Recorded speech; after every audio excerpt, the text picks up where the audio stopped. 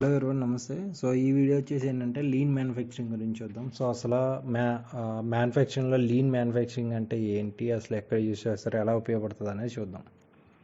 Okay, so lean manufacturing అనేది ఏంటంటే మనకి ప్రొడక్షన్లో ఒక ప్రాసెస్ అనమాట. సో ఎందుకు యూజ్ చేస్తామంటే ప్రొడక్టివిటీ అది కొంచెం పెంచుకోవడానికి, అలాగే వేస్ట్ అనేది తగ్గించుకోవడానికి అది యూజ్ చేస్తాం అనమాట. దీనివల్ల ఏంటంటే మనకు ఆపరేటింగ్ కాస్ట్ తగ్గుతుంది, ఇంకా ప్రొడక్ట్ క్వాలిటీ కూడా పెంచుకోవచ్చు.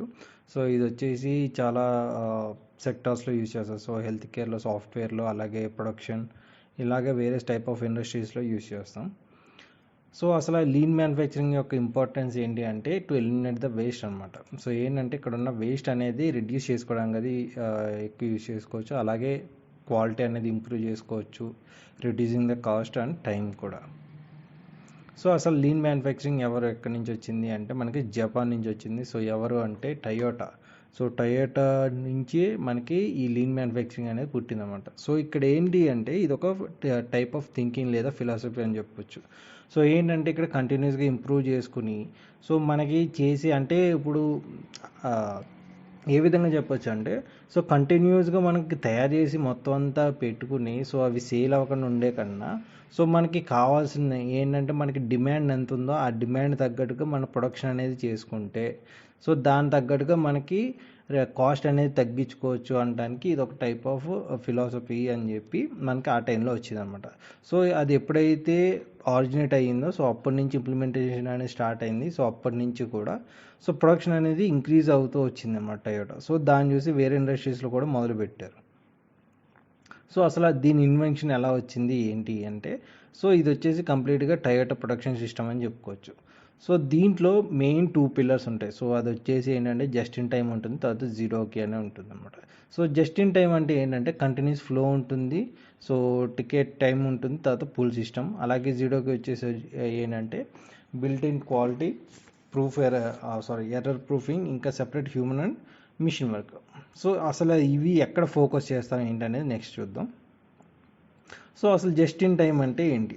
సో జస్ట్ ఇన్ టైం ఏంటంటే, సో మనం డిమాండ్కి తగిన విధంగానే మన ప్రొడక్షన్ అనేది ఉంటే, ఇప్పుడు సపోజ్ నాకు డిమాండ్ లేకుండా నేను మొత్తం అంతా మెటీరియల్తో కావాల్సిన ప్రొడక్ట్స్ అన్నీ చేసి పెట్టుకున్నా, బట్ అవి సేల్ అవ్వలేదు.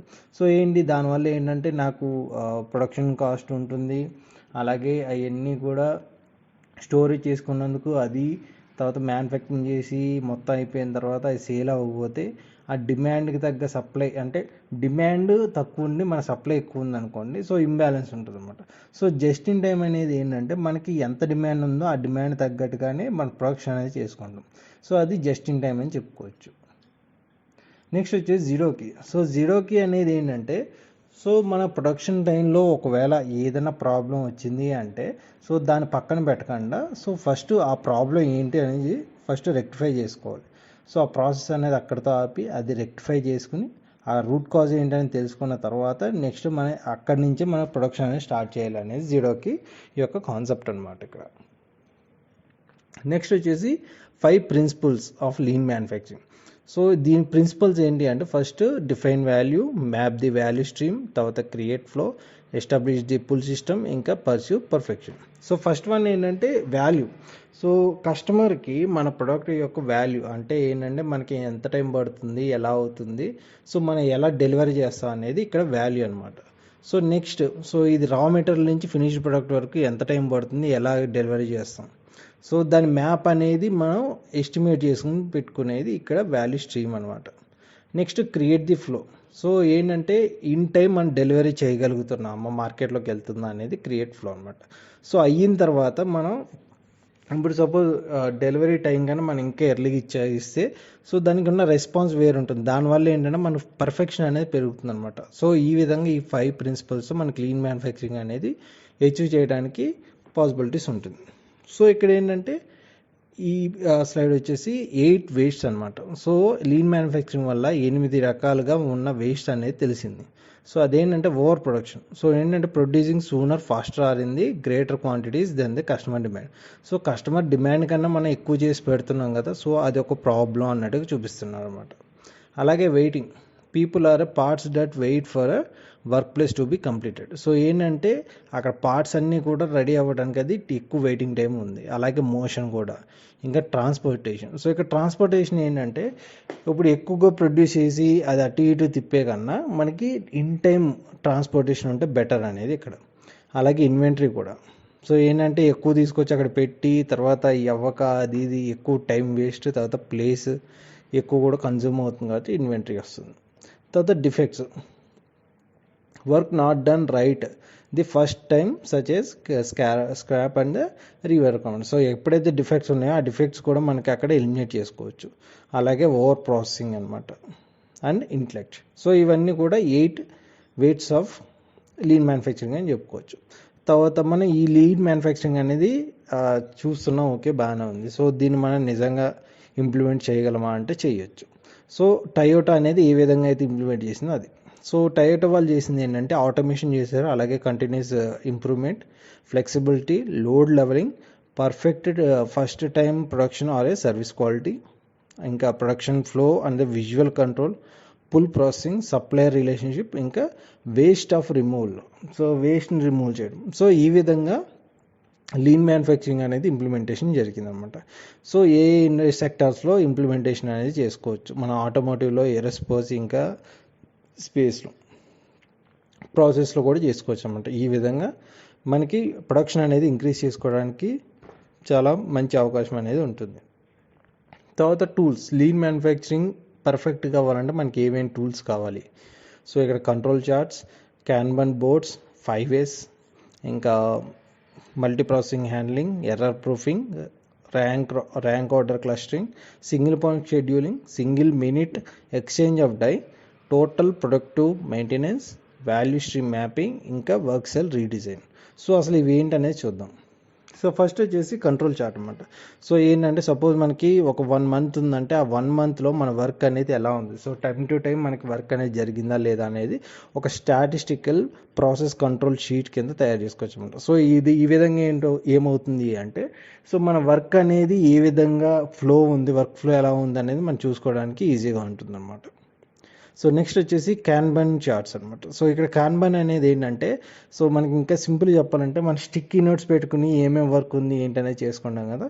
సో ఆ కాన్సెప్ట్ అనేది ఇక్కడి నుంచే వచ్చిందనమాట. సో ఏంటంటే వర్క్ ఎక్కడి వరకు వచ్చింది ఏంటి అని చెప్పి మనం పెద్ద షీట్స్ కాకుండా సింపుల్గా అర్థమయ్యే విధంగా చేసుకునే దాన్ని ఈ క్యాన్బన్ చార్ట్స్ అనేది అంటారు అనమాట. నెక్స్ట్ వచ్చేసి 5S. సో ఇక్కడ 5S అనేది ఏంటంటే ఇక్కడ ఇది వచ్చేసి జపనీస్ లాంగ్వేజ్లో ఉంటుంది. సో ఇక్కడ 5S ఏంటంటే మనకి ఆ వర్క్ ప్లేస్లో ఎలా ఫాలో అవ్వాలి, సో మనకి ఇంప్రూవ్ అవ్వడానికి ఏ విధంగా ఛాన్సెస్ ఉంది అనడానికి ఈ 5S అనేది బాగా ఉపయోగపడుతుంది. సో ఇక్కడ 5S అంటే ఏంటంటే ఫస్ట్ది సెయిరీ, సెకండ్ది సెయింటాన్, సిస్కో, సెక్టిషు, తర్వాత షిట్షికు. సో ఈ ఫస్ట్ది ఏంటంటే సార్టింగ్ అని అర్థం అనమాట. సో సార్టింగ్, నెక్స్ట్ వచ్చేసి set in order, next shine, next standardise and sustain. So అసలు దీని మీనింగ్ ఏంటనేది చూద్దాం. సో ఫస్ట్ది సార్ట్. సో సార్ట్ అనేది ఏంటంటే ఇక్కడ eliminate from the work. So ఏంటంటే మనకి ఎక్కడైతే అవసరం లేని టూల్స్ ఉంటాయో దాన్ని అక్కడి నుంచి రిమూవ్ చేయాలి అనేది ఇక్కడ సార్టింగ్ అనే దానికి అర్థం అనమాట. Next set in order. So set in order ఏంటంటే organise the material, tools and document. So అన్నీ కూడా ఒక ఆర్డర్లో సెట్ చేసుకోవాలి అనేది దీని అర్థం అనమాట. నెక్స్ట్ వచ్చేసి షైన్. సో షైన్ అనేది ఏంటంటే keep the work area clean. So నీట్గా ఉంచుకోవాలి మన వర్క్ ఏరియా అనేది. Next standardise. సో ఏంటంటే మనకి ఎక్కడైతే మనం కంటిన్యూస్గా చేసే ప్రాసెస్ కానీ వర్క్ అనేది ఉంటుందో దాన్ని స్టాండర్డ్గా పెట్టుకోవాలి అని ఇస్తున్నాం అనమాట. Next sustain. సో ఏంటంటే ఇక్కడ సస్టైన్ అంటే మన అక్కడ అదన్నీ ఫాలో అవడానికి ఒక రూల్స్ లాగా ఫిక్స్ చేసుకోవాలి. సో ఏంటంటే ఇది ఫిక్స్ చేసుకున్నా అంటే దీంట్లోనే ఫాలో అవ్వాలి అనేది సస్టైన్ అనమాట.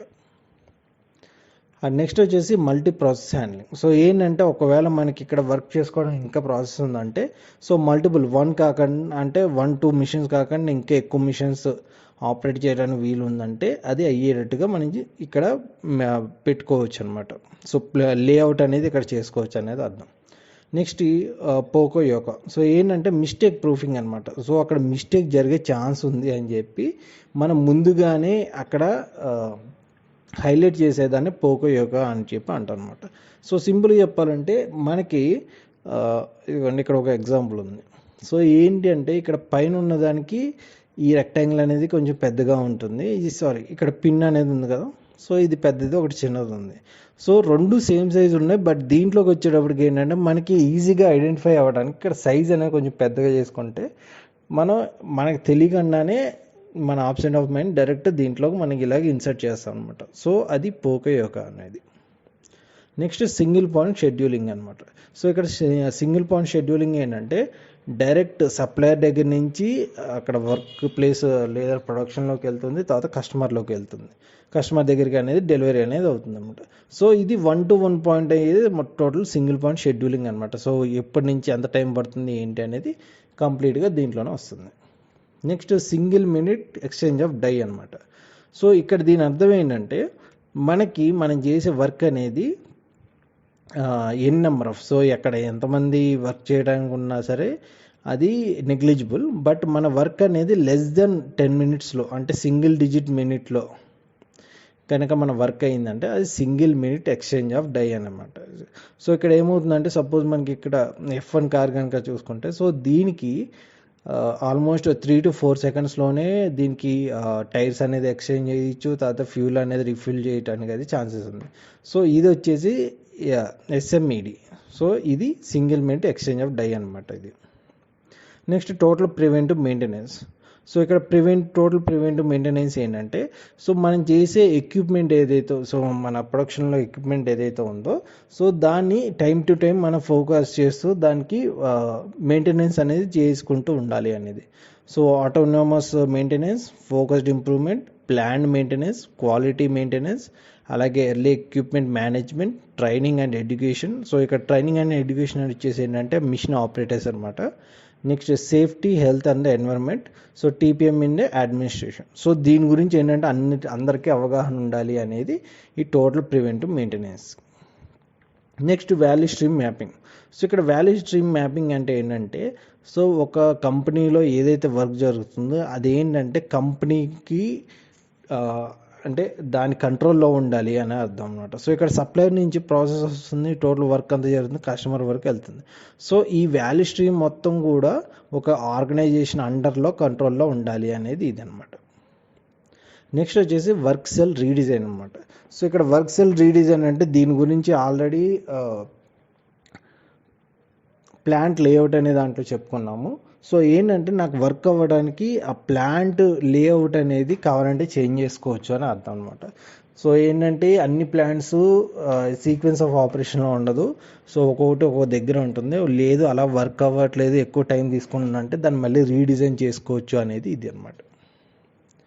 Next difference between the lean and the 6 Sigma. So ఇక్కడ లీన్ అనేది అసలు ఎందుకు యూజ్ చేస్తాము అంటే టు ఎలిమినేట్ ద వేస్ట్ అనమాట. 6 Sigma దేనికి యూజ్ చేస్తామంటే ప్రాసెస్ అనేది రెడ్యూస్ చేసుకోవడానికి.